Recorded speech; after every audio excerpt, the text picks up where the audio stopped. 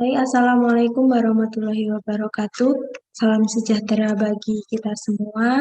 Salam Om Swastiastu, Namo Buddhaya, salam kebajikan.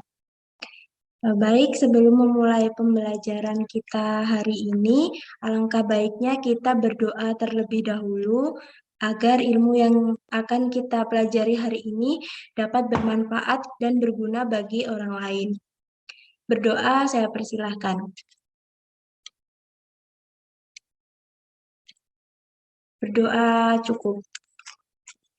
Halo teman-teman, gimana kabarnya siang hari ini? Ibu lihat udah mulai loyo ya. Nah, sebelum mulai pembelajaran boleh nih sambil minum atau makan permen ya biar nggak ngantuk.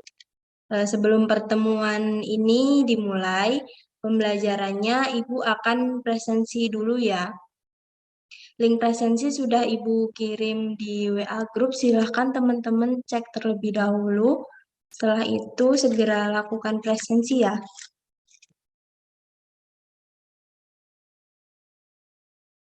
Baik, kalau sudah semua presensinya, ini Ibu lihat di Zoom hadir semua ya.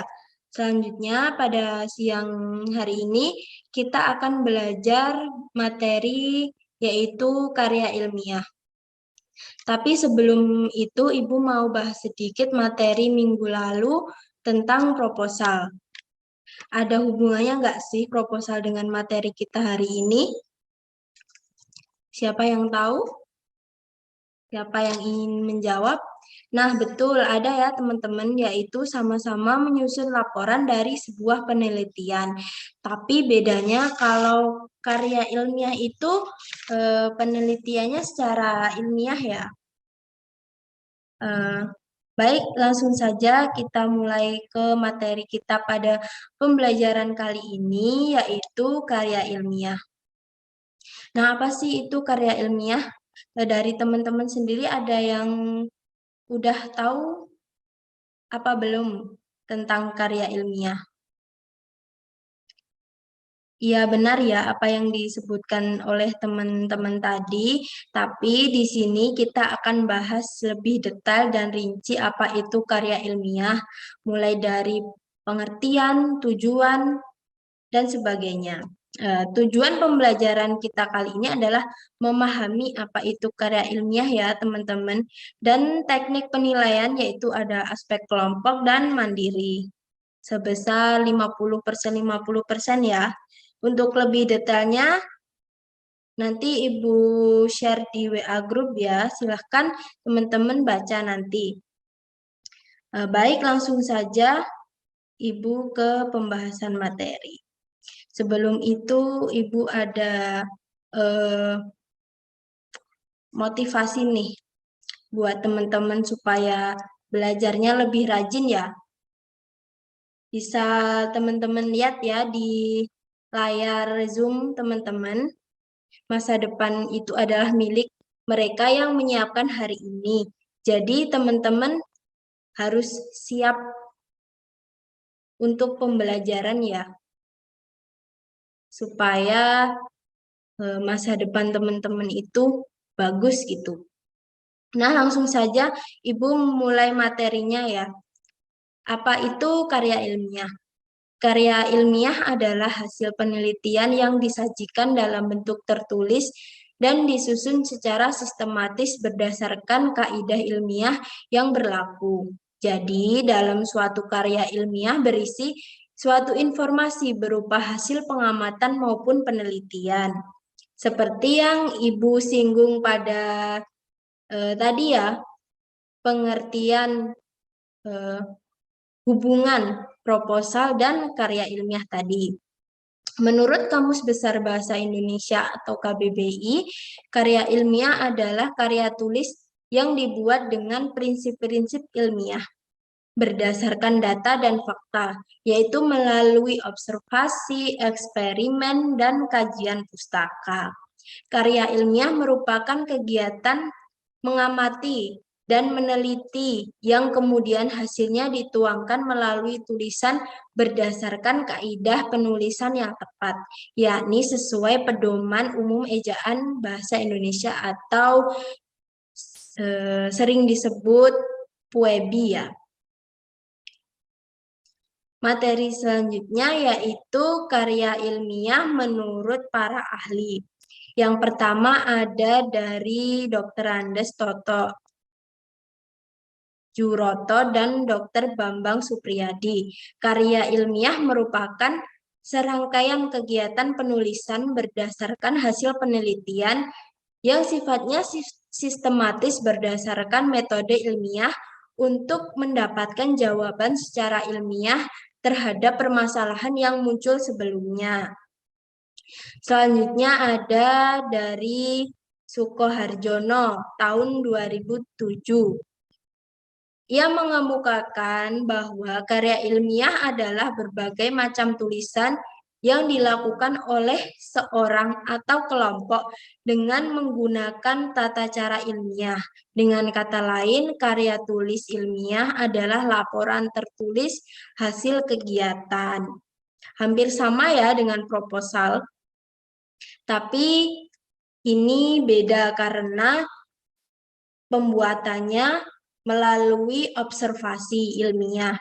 Selanjutnya ada Munawar Syamsuddin.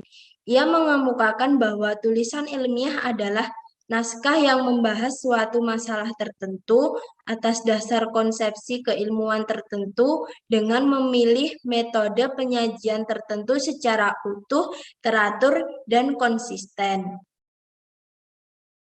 Materi selanjutnya yaitu tujuan karya ilmiah. Adapun beberapa tujuan dari penulisan karya ilmiah sebagai berikut. Yang pertama ada karya ilmiah bisa menjadi wahana untuk melatih ide, yaitu kita melakukan observasi untuk mengembangkan ide kita dalam membuat dan menyusun karya ilmiah itu. Yang kedua ada menjadikan wahana transformasi pengetahuan antara sekolah dan masyarakat. Tentunya dalam melakukan observasi kita terjun langsung ke masyarakat ya. Nah, jadi itu kayak sebuah wahana transformasi gitu. Maksudnya kayak penghubung antara sekolah dan masyarakat dengan melakukan observasi. Nah, yang ketiga, untuk membuktikan pengetahuan dan potensi ilmiah yang dimiliki oleh siswa. Nah, tujuan ini dapat membuktikan ya bahwa siswa itu benar-benar memiliki potensi ilmiah yang dilakukan secara atau dilakukan dengan melakukan kegiatan observasi. Jadi guru itu tahu ya kemampuan teman-teman dalam membuktikan pengetahuan dan potensi teman-teman. Selanjutnya nomor 4 ada pembuktian dalam menghadapi dan memecahkan masalah. Yang kelima ada melatih keterampilan dasar dalam melakukan penelitian.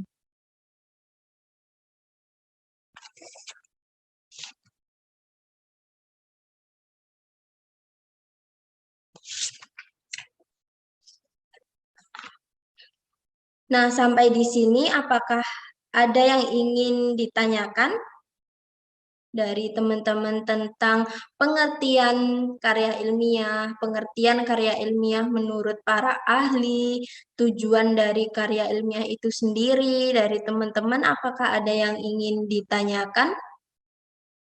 Baik, kalau tidak akan Ibu lanjutkan ya materinya. Materi selanjutnya yaitu fungsi dan manfaat karya ilmiah. Berikut adalah 3 fungsi umum dari karya tulis ilmiah. Yang pertama ada fungsi untuk pendidikan. Dari berbagai kegiatan kita belajar banyak tentang dasar penulisan, mengajak penulisnya untuk berpikir kritis, menuliskan pemikiran atau hasil percobaan ilmiah, kemudian mempertanggungjawabkan hasilnya. Nah, seperti tujuan yang tadi ya, siswa itu dapat, siswa atau penulis karya ilmiah itu dapat menuliskan pemikirannya atau hasil observasinya itu kemudian bisa dipertanggungjawabkan dengan membuat karya tulis ilmiah. Yang kedua ada fungsi untuk penelitian. Dari sini karya tulis ilmiah dimanfaatkan untuk mengembangkan penelitian seseorang dengan menghadirkan pengetahuan-pengetahuan baru setelah memperoleh data-data yang akurat, diolah, disimpulkan, kemudian diterapkan dalam kehidupan. Yang ketiga ada fungsi fungsional. Karya tulis ilmiah ditulis oleh penulis dari berbagai disiplin ilmu. Penjelasan arti fungsi fungsional berarti karya tulis ilmiah dapat menjadi media pengembangan pengetahuan sebagai bahan tinjauan pustaka untuk kebutuhan dari berbagai disiplin ilmu. Yang selanjutnya ada manfaat dari karya ilmiah. Nah, yang tadi kan sudah fungsi ya, 3 tadi. Nah, sekarang kita masuk ke materi manfaat karya ilmiah itu sendiri. Manfaat karya tulis ilmiah merupakan suatu karya cetak atau karya visual yang melibatkan penulis dan pembaca. Pastinya karya tulis ilmiah memiliki manfaat bagi penulis dan pembacanya, antara lain sebagai berikut. Yang pertama, dapat melatih pengembangan keterampilan membaca yang efektif bagi pembaca. Yang kedua, sebagai pengenalan terhadap aktivitas perpustakaan. Yang ketiga, mendapatkan kepuasan intelektual. Yang keempat, dapat memperluas cakrawala ilmu pengetahuan. Yang kelima, sebagai bahan acuan atau penelitian pendahuluan untuk penelitian selanjutnya. Yang keenam, ada sebagai peningkatan perorganisasian fakta dan data secara sistematis yang kita sudah melakukan observasi untuk menyusun sebuah karya ilmiah. Yang ketujuh, dapat melatih untuk menggabungkan hasil bacaan dari berbagai sumber. Materi selanjutnya, secara umum struktur karya ilmiah disajikan sebagai berikut. Yang pertama ada halaman judul. Tentunya dalam menulis sebuah karya ilmiah atau proposal atau pembukuan yang lainnya ada yang namanya halaman judul. Nah, halaman judul dalam karya ilmiah diangkat berdasarkan tema dari karya tulis ilmiah yang akan dibuat berdasarkan observasi. Judul hendaknya ditulis seunik dan semenarik mungkin sehingga memunculkan keingintahuan dan rasa penasaran bagi calon pembacanya.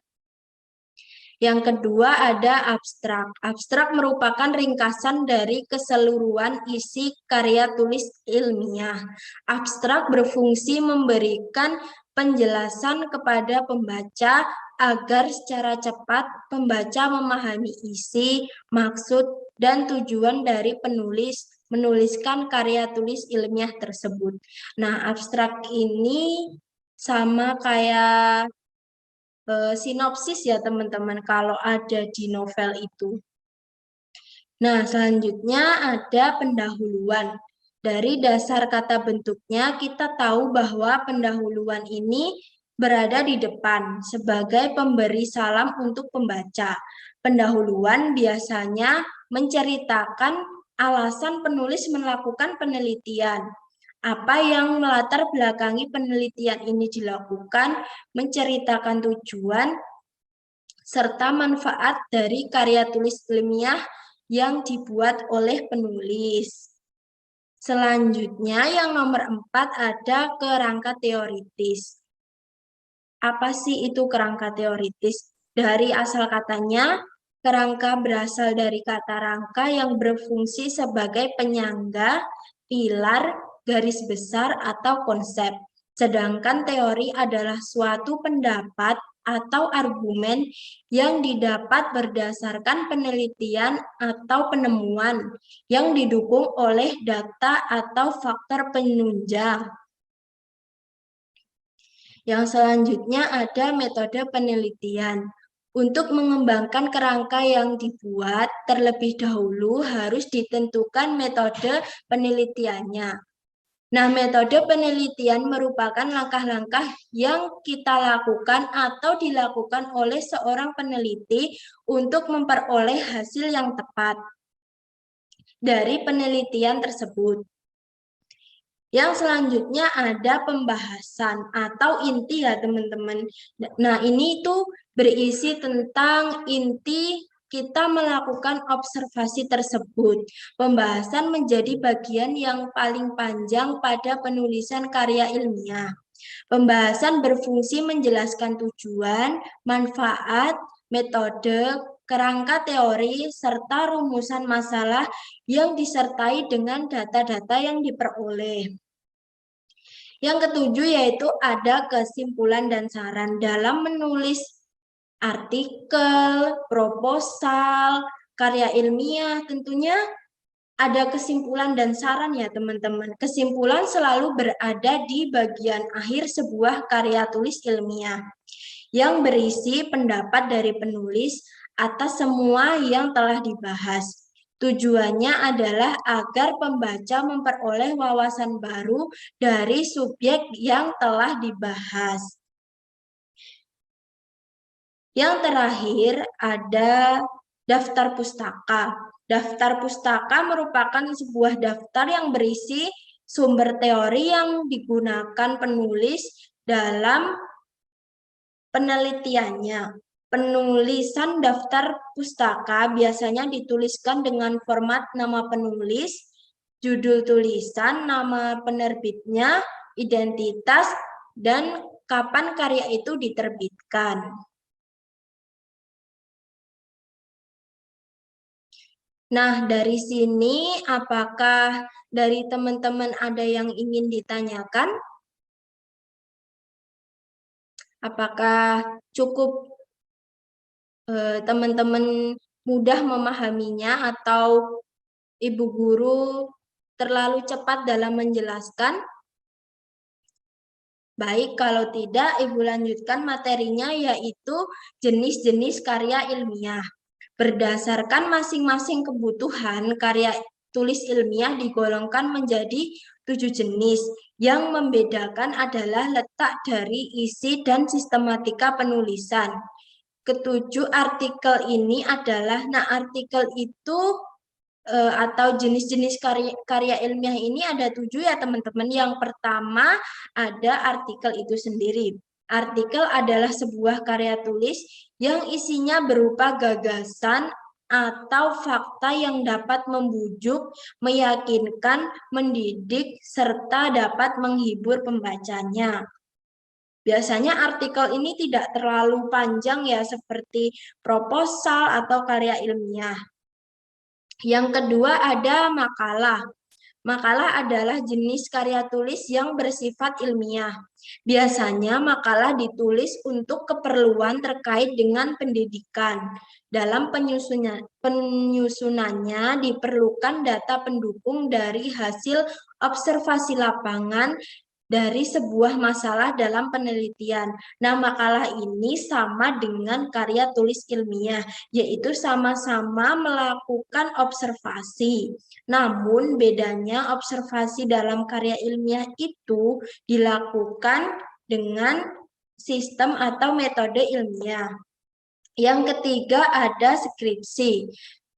Menurut Wikipedia, skripsi adalah istilah yang digunakan di Indonesia untuk mengilustrasikan suatu karya tulis ilmiah berupa paparan tulisan hasil penelitian mahasiswa strata 1, S1 yang membahas fenomena atau pembahasan tertentu dengan menggunakan kaidah yang berlaku. Nah, skripsi ini biasanya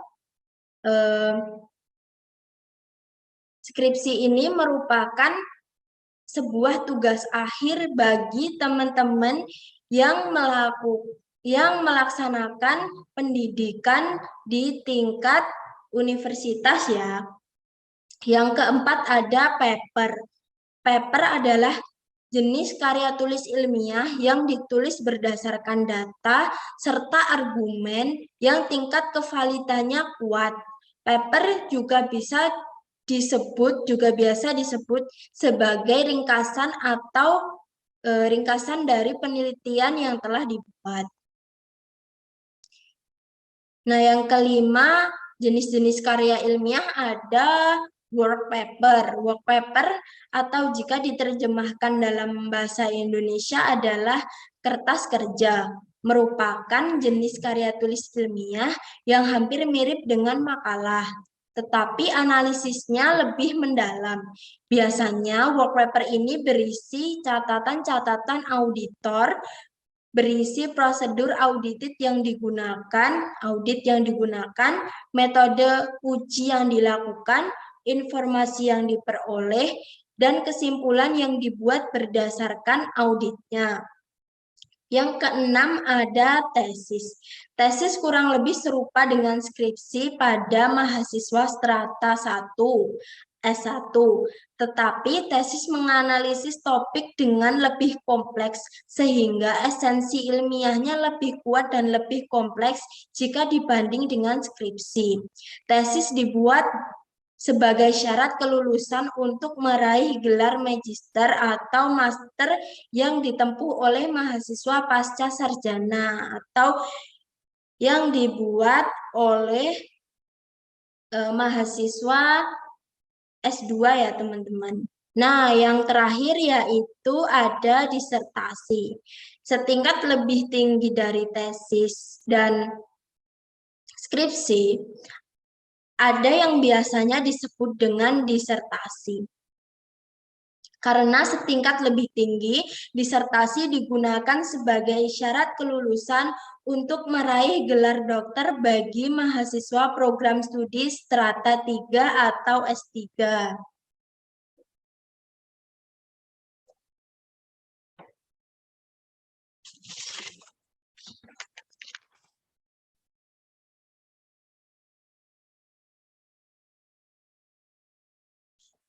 Nah, itu tadi teman-teman pembahasan kita mengenai karya ilmiah. Dari penjelasan Ibu tadi, apakah ada yang ingin berdiskusi atau ada yang ingin ditanyakan mengenai materi karya ilmiah ini?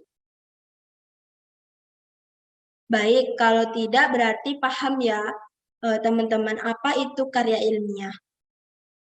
Selanjutnya, teman-teman silahkan buka grup WhatsApp. Nah, di situ Ibu sudah share contoh karya ilmiah. Nah, kalian pahami terlebih dahulu. Setelah itu, kita akan membuat kelompok dan berdiskusi dengan kelompok masing-masing tentang tugas yang akan Ibu berikan, yaitu mencari referensi di Google dan buatlah karya ilmiah tentang pendidikan bersama kelompok masing-masing. Nah, tugasnya nanti akan dikumpulkan minggu depan ya melalui Google Drive. Nanti akan Ibu kirim ya linknya. Selanjutnya dari materi dan penjelasan Ibu tadi, apakah ada pertanyaan? Kalau tidak ada pertanyaan tentang tugas dan materi, Ibu ada pertanyaan nih. Mengapa dalam menyusun karya ilmiah harus urut sesuai pedoman?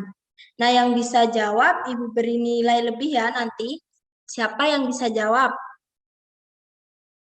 Baik, benar sekali ya.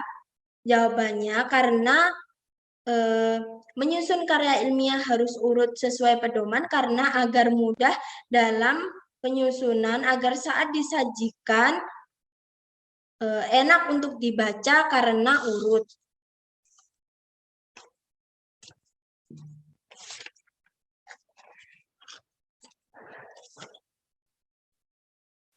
Selanjutnya, kesimpulan dari karya ilmiah ini adalah karya yang disusun secara sistematis berdasarkan kaidah-kaidah yang berlaku Karya ilmiah dibuat dengan penelitian atau melakukan observasi yang di dalamnya terdapat unsur-unsur fungsi, manfaat, dan struktur karya ilmiah.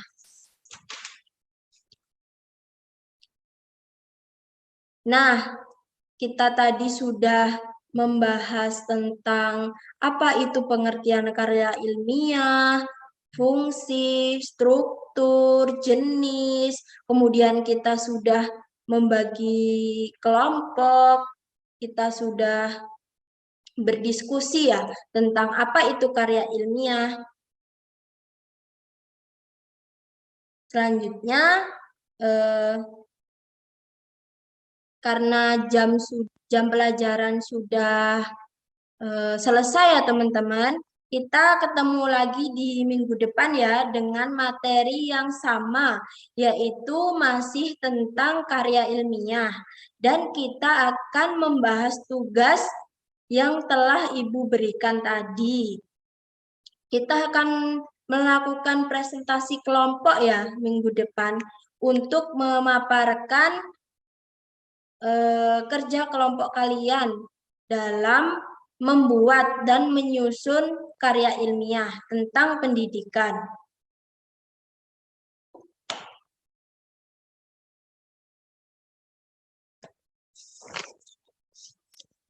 Nah, selanjutnya teman-teman, Ibu berpesan ya, jangan pernah berhenti belajar karena hidup itu tak pernah berhenti mengajarkan. Sebelum menutup kegiatan pembelajaran pada hari ini, alangkah baiknya kita berdoa agar ilmu yang kita pelajari tadi bisa berguna dan bermanfaat bagi masa depan kita semua ya teman-teman. Amin. Berdoa saya persilahkan.